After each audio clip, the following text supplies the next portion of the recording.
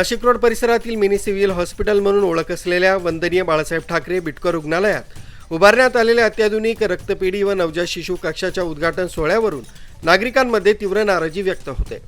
नियोजित कार्यक्रमास महापौर हिमगौरी आडके उपस्थित राहू शकल्या नसल्यानं हा सोहळा पुन्हा पुढे ढकलण्यात आला। नाशिक रोड पंचक्रोशीतील रुग्णांसाठी अत्यंत उपयुक्त ठरणाऱ्या या रुग्णालयात इंडिया सिक्युरिटी प्रेस आणि HDFC बँकेच्या सामाजिक दायित्व निधीतून भव्य रक्तपेढी तसंच नवजात शिशु कक्ष उभारण्यात आला। या कामासाठी कोट्यावधी रुपयांचा खर्च करण्यात आला असून दोन्ही सुविधा गेल्या 2 ते 3 महिन्यांपासून रुग्णांच्या प्रतीक्षेत आहेत। महापौरांच्या हस्ते उद्घाटन करण्याचं नियोजन आधी करण्यात आलेलं होतं, मात्र पद्मविभूषण ज्येष्ठ गायिका आशा भोसले यांच्या निधनानंतर जाहीर झालेल्या शासकीय दुखवट्यामुळे पहिला कार्यक्रम रद्द करण्यात आला। त्यानंतर 4 मे रोजी पुन्हा कार्यक्रमाचं आयोजन करण्यात आलं होतं। यावेळी राज्याचे मंत्री गिरीश महाजन, महापौर, उपमहापौर, स्थायी समिती अध्यक्ष तसंच इतर पदाधिकारी उपस्थित राहणार होते।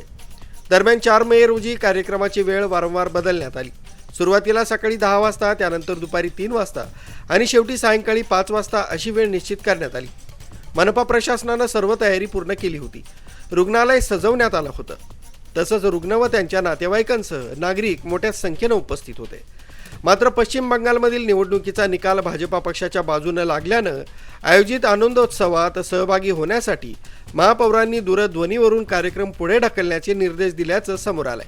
त्यामुळे सुमारे 35 ते 40 हजार रुपये खर्च करून केलेल्या तयारीवर पाणी फिरलं।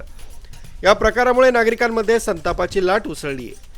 नाशिक रोडसह सिन्नर, मनमाड, सटाणा, मालेगाव, इगतपुरी, त्र्यंबकेश्वर आदी भागांतील रुग्ण मोठ्या प्रमाणावर या रुग्णालयात उपचारासाठी येत असतात। अशा परिस्थितीत रक्तपेढी व नवजात शिशु कक्ष तातडीनं सुरू होणं गरजेचं असताना उद्घाटन वारंवार पुढे ढकलणं अयोग्य असल्याची भावना व्यक्त होते।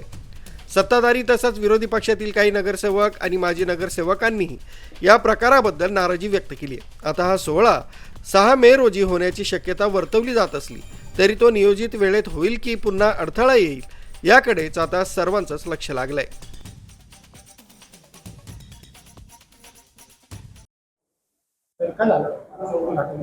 आजच्या कार्यक्रमाचे प्रमुख पाहुणे आणि उद्घाटक गिरीश महाजन साहेब आणि स्वागतोत्सुक हिमगौरी आडके मॅडम हे दोघंही ॲक्च्युली कार्यक्रमासाठी निघाले होते, परंतु काही अर्जंट काम निघाल्यामुळे त्यांना मधल्या वाटेतून परत जावं लागलं।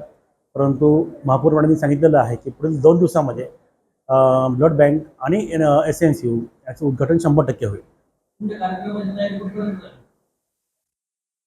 आमची तयारी पूर्ण होती। आम्ही सगळे काय जे काय हे आहे मान्यवर आहेत, मान्यवरांना आम्ही सगळ्यांना बोलवलं होतं आणि आम्ही रेडी आहोत। 2 दिवसामध्ये दोन्ही पण याचं उद्घाटन 100% होईल। खर्चाचं होईल ना त्याचा काही प्रॉब्लेम नाही खर्चाचं काय आहे नाही, महापालिका नाही करते, आम्ही सर्व आमच्या डिपार्टमेंट करतो आहोत। फायनल होऊन जाईल 2 दिवसामध्ये। माहिती अशी मिळाली की पश्चिम बंगालच्या निवडणुकीचा आनंदोत्सव सुरू आहे नाशिकला, त्यामुळे महापौर मॅडमने हे उद्घाटन केले नाही, त्याबद्दल मला काही माहिती नाही आहे। मुख्य संचालक रवींद्र जाधव, लोकराज्य न्यूज, नाशिक।